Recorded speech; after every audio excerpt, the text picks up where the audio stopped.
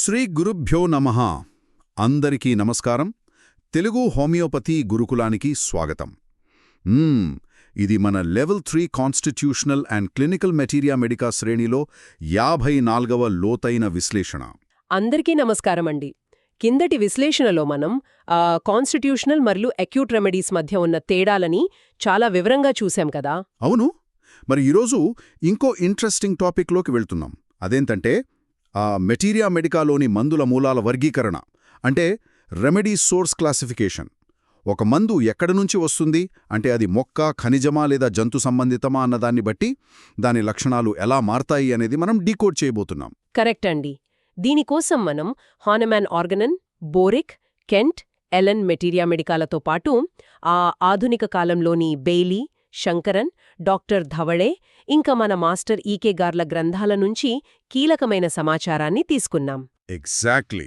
అసలు ఈ టాపిక్ గురించి ఆలోచిస్తుంటేనే నాకొక డౌట్ వస్తోంది.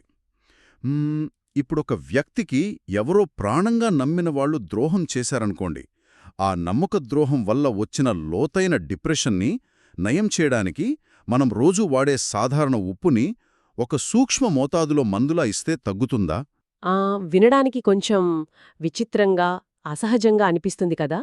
కానీ హోమియోపతి ప్రపంచంలోకి లోతుగా వెళ్తే ఆ ఉప్పు ఉదాహరణతోనే మనకి అసలైన ఫిలాసఫీ అర్థమవుతుంది.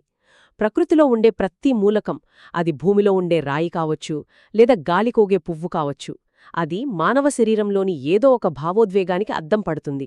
ఓహో, అంటే ఆ మూలమే మనిషి మనస్తత్వాన్ని అర్థం చేసుకోవడానికి ఒక బ్లూ ప్రింట్లా పనిచేస్తుందన్నమాట.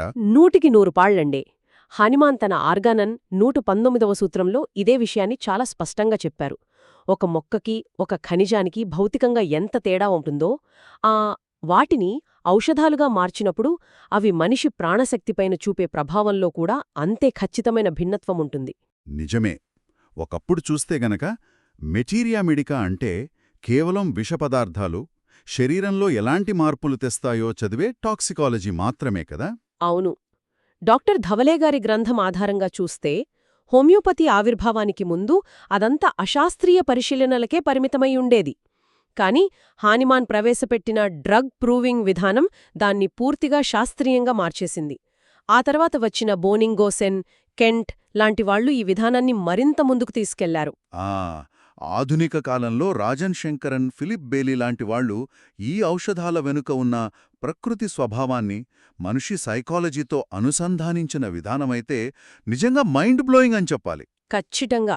ఇప్పుడు ఈ మూలాల ఆధారంగా మందుల స్వభావం ఎలా ఉంటుందో ఒక్కొక్కటిగా చూద్దాం.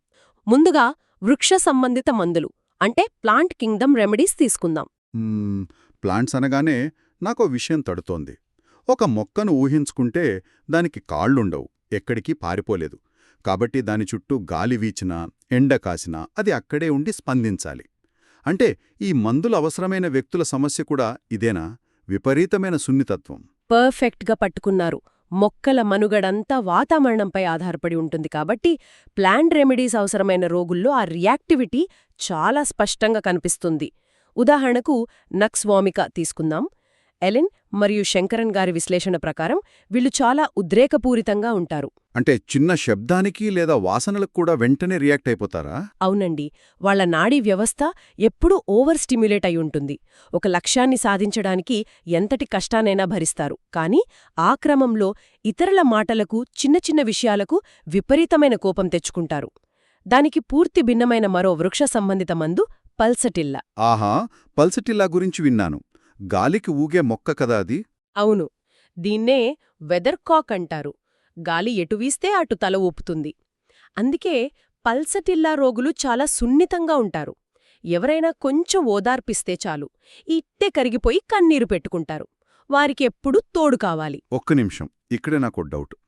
మొక్కలన్నీ ఇలా పల్సటిల్లాలాగా శాంతంగా ఏడుస్తూనో లేదా నక్స్వామికాలాగా చిరాకు పడుతూనో మాత్రమే ఉంటాయా? ప్రకృతిలో కొన్ని హింసాత్మకమైన మొక్కలు కూడా ఉంటాయి కదా. చాలా అద్భుతమైన ప్రశ్న అండి ఇది. ప్లాంట్ రెమెడీస్ అన్నీ సాత్వికంగా ఉండవు. Best example డ్రోసిరా.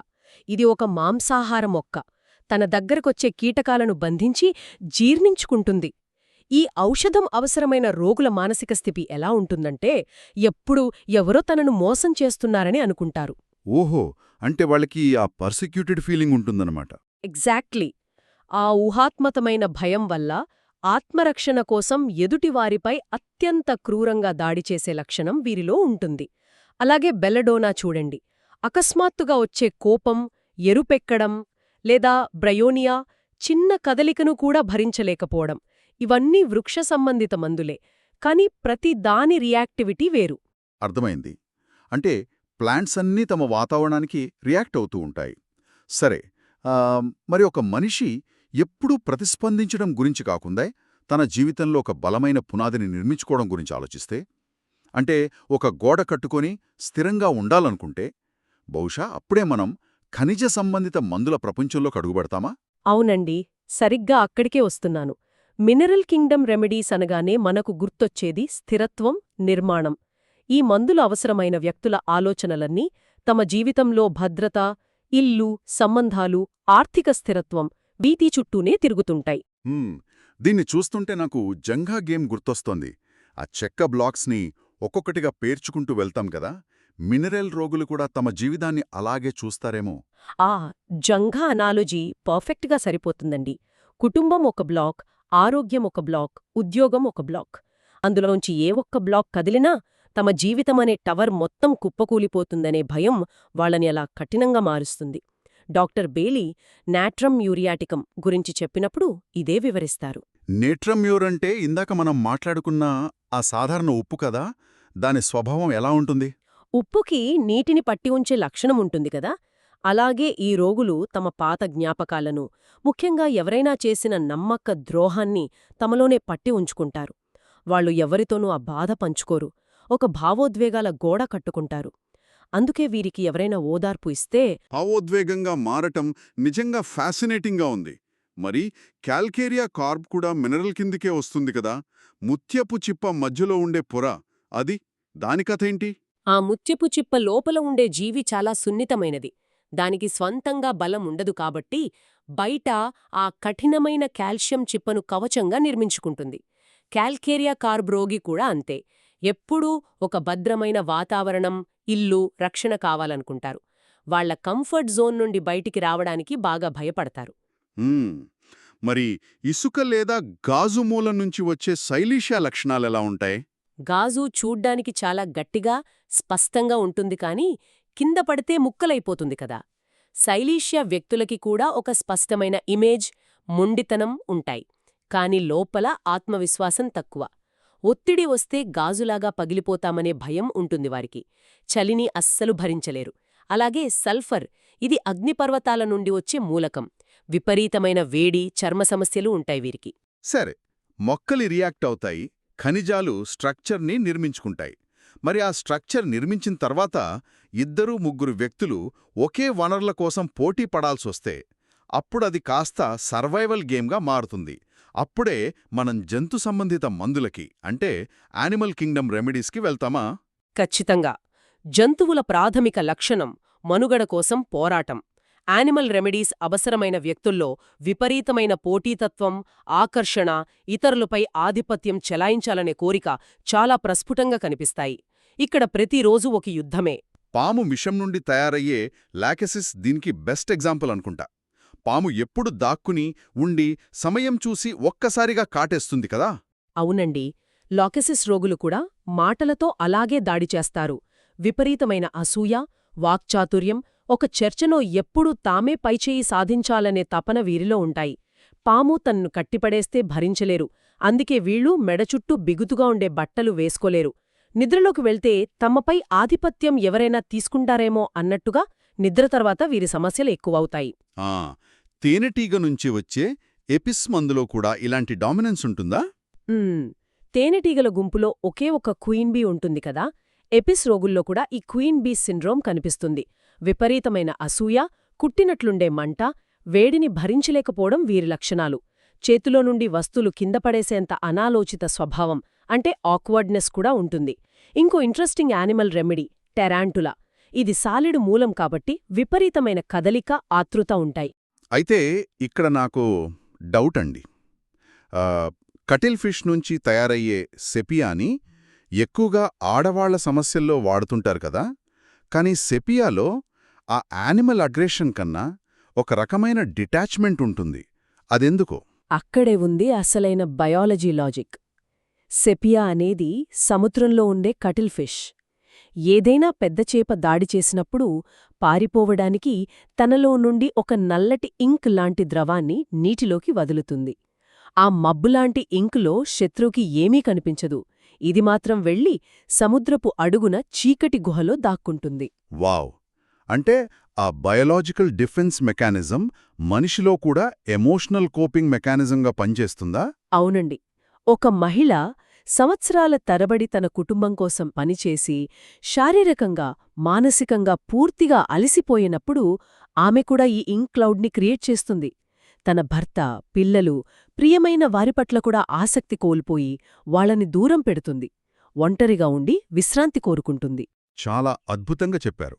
ఇకపోతే ప్రకృతిలోని ఈ 3 కింగ్డమ్స్ చూశాం. కానీ మెటీరియా మెడికాలో ఇంకో కోణముంది. అవే నోసోడ్స్. వ్యాధిగ్రస్త కణజాలం లేదా స్రావాల నుండి వీటిని తయారు చేస్తారు.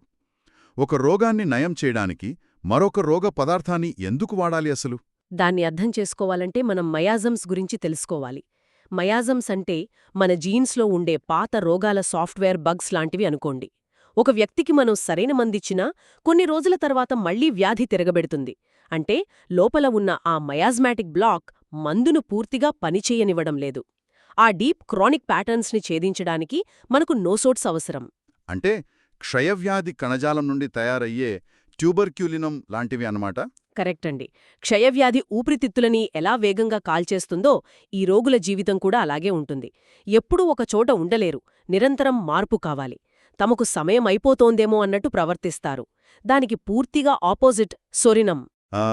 సోరియం అంటే స్కాబీస్ లాంటి చర్మవ్యాధి స్రావం నుంచి వస్తుంది కదా? అవును. వీరికి విపరీతమైన చలి, స్నానం చేయకపోవడం వల్ల వచ్చే దుర్వాసన ఉంటుంది. భవిష్యత్తు పట్ల తీవ్రమైన నిరాశ ఉంటుంది. అలాగే డాక్టర్ ఎలెన్ గారి కీనోట్స్ ప్రకారం మెడోరినమేమో విపరీతమైన ఎక్స్ట్రీమ్స్ని సూచిస్తే, సిఫిలినం మానసిక, శారీరక విధ్వంసాన్ని సూచిస్తుంది. ఇక ఆరోగ్యకరమైన గ్రంథుల స్రావాల నుండి తయారయ్యే సార్కోడ్స్ కూడా ఉన్నాయి కదా? థైరాయిడినం, అడ్రినాలినం, పిట్యూటేరియం లాంటివి. ఇవి అవయవాల పనితీరును, హార్మోన్ల రిథంని సరిచేయడానికి వాడతారని చదివాను. మరి ఇంపాండరబిలియా సంగతేంటి? అవును, ఇంపాండరబిలియా అంటే భౌతిక పదార్థం లేని శక్తి తరంగాలు. ఎక్స్రే, మ్యాగ్నెటిస్ పోలస్, సోల్ లాంటివి. భౌతికంగా ఎలాంటి పదార్థం లేకుండా కేవలం శక్తిని మందుగా ఎలా వాడతారు అంటే, అక్కడే హానిమాన్ గారి డైనమైజేషన్ ప్రక్రియ పనిచేస్తుంది. భౌతిక పదార్థం లేకపోయినా అందులోని ఎనర్జీ సిగ్నేచర్ ని మనం వాడతాం. ఇదంతా విన్న తర్వాత నాకొక పెద్ద కౌంటర్ అడగాలనిపిస్తోంది. ఇప్పుడు మీరు చెప్పిన దాని ప్రకారం నేను క్లినిక్లో కూచుని ఒక పేషెంట్ చాలా కాంపిటేటివ్గా ఉంటే, ఓహో వీడు యానిమల్ రెమెడీ అని లాకసిస్, లేదా ఇంకో పేషెంట్ సెన్సిటివ్గా ఉంటే ప్లాంట్ రెమెడీ అని డైరెక్ట్గా మందిచ్చేయొచ్చు కదా? ఈ వర్గీకరణ తెలిసాక ఇక గంటల తరబడి కేస్ టేకింగ్ ఎందుకు? అదే ఆధునిక హోమియోపతిలో జరుగుతున్న అతిపెద్ద పొరపాటండి. ఈ కింగ్డమ్ వర్గీకరణ అనేది మనకు కేవలం ఒక పరిశీలన ఆధారం, అంటే అబ్జర్వేషన్ క్లూ మాత్రమే. మాస్టర్ ఈకే గారు, ధవలే గారు పదే పదే చెప్పింది ఇదే. ఒక వ్యక్తి మాట తీరు మనకు దిశానిర్దేశం చేస్తుంది, కానీ వాటిని గుడ్డిగా నమ్మి మందు ఇస్తే అది హోమియోపతి సూత్రాలకే విరుద్ధం. అంటే ఒక ఉదాహరణతో చెప్పగలరా? ఇప్పుడు ఒక పేషెంట్ క్రానిక్ ఎగ్జిమాతో వచ్చాడు. పల్సిటీలలాగా సున్నితంగా ఏడుస్తున్నాడు. అప్పుడు మనం ప్లాంట్ రెమెడీ అనుకుంటాం కదా? కరెక్ట్. కానీ అతని శారీరక లక్షణాలు అడిగితే విపరీతమైన వేడి, స్నానం చేస్తే చికాకు, రక్తం వచ్చేలా గోక్కోవడం ఉంటాయి. అప్పుడు ఆ టోటాలిటీకి సరిపోయేది సల్ఫర్. అది మినరల్ కింగ్డమ్కి వస్తుంది. చూసారా ఎలా మారిపోయిందో? ఎగ్జాక్ట్లీ. అంటే మెంటల్స్ ఎంత మ్యాచ్ అయినా ఫిజికల్ జనరల్స్, మొడాలిటీస్ కూడా ఆ మందుకి సరిపోలాలి. కుటుంబ చరిత్రలో క్షయవ్యాధి ఉండి తరచుగా జలుబు చేసే పిల్లాడికి వెంటనే ట్యూబర్క్యునం ఇచ్చేయకూడదు. ఆ లక్షణాల సంపూర్ణత సరిపోలితేనే ఆ మందివ్వాలి. 100కి 100 పాళ్లండి. సర్వోన్నతమైన నియమం ఎప్పుడూ ఒకటే: వ్యక్తీకరణ మరియు లక్షణాల సంపూర్ణత. హానిమాన్ ఆర్గనోన్లోని 18వ సూత్రం స్పష్టంగా చెప్తోంది, చికిత్స చెయ్యాల్సింది రోగికి, కేవలం అతని గ్రూపుకి లేదా డయాగ్నోసిస్కి కాదు అని. మెటీరియా మెడికాను అర్థం చేసుకోవడానికి ఇదొక టూల్ మాత్రమే. మనం ఈరోజు చర్చించిన విషయాలను క్రోడీకరిస్తే మందుల మూలాల వర్గీకరణ అనేది మనకు ప్రకృతికి, మనిషికి మధ్య ఉన్న సంబంధాన్ని చూపిస్తుంది. వృక్షాల సున్నితత్వం మన నాడీ వ్యవస్థ రియాక్టివిటీలోనూ, ఖనిజాల నిర్మాణ లక్షణాలు మన భద్రతాభావంలోనూ, జంతువుల మనుగడ పోరాటం మన పోటీతత్వంలోనూ కనిపిస్తాయి. ఫైనల్గా రోగి యొక్క సమగ్ర చిత్రమే ఫైనల్. ముగించే ముందు వినేవాళ్లందరి కోసం ఒక ఆలోచింపజేసే పాయింట్ని వదిలి వెళ్తాను. హానిమాన్ ఆర్గానన్ 20వ సూత్రంలో చెప్పిన డైనమిక్ ఔషధ శక్తి గురించి ఒక్కసారి ఆలోచించండి. సిలికా లేదా ఉప్పుని డైనమైజేషన్ చేసినప్పుడు అందులో భౌతికంగా ఒక్క అణువు కూడా మిగలదు. నిజమే, అవగాడ్రోస్ లిమిట్ దాటిన తర్వాత అందులో ఉన్నది ఆ పదార్థం కాదు, కేవలం దాని శక్తి మాత్రమే కదా. అవునండి. ఆ భౌతిక మూలం కేవలం ఒక కవచం లాంటిది. అందులో దాగి ఉన్న అగోచరమైన ప్రాణశక్తి వెళ్లి మనిషిలోని వైటల్ ఫోర్స్ని సరిచేస్తుంది. పదార్థం కన్నా శక్తి గొప్పది. ఒక మామూలు ఇసుకరేణువు లేదా ఉప్పు మనిషి గుండెలోతుల్లో ఉన్న ద్రోహపు గాయాన్ని పూర్తిగా నయం చేయగలదు అంటే ఇది నిజంగా ప్రకృతి చేసిన అద్భుతమే కదా. చాలా అద్భుతంగా చెప్పారు. ఆ శక్తి సామర్థ్యాల ముందు ఎంతటి విశ్లేషణ అయినా తక్కువే అనిపిస్తుంది. మనం తదుపరి విశ్లేషణలో అంటే 55వ భాగంలో మెటీరియా మెడికా మాస్టరీ గురించి మాట్లాడుకుందాం. లక్షణాలను గుడ్డిగా బట్టి పట్టడం మానేసి ఔషధాల ఆంతర్యాన్ని ఎలా పట్టుకోవాలో అందులో నేర్చుకుందాం. అప్పటివరకు సెలము. జై శ్రీకృష్ణ. వాసుదేవా.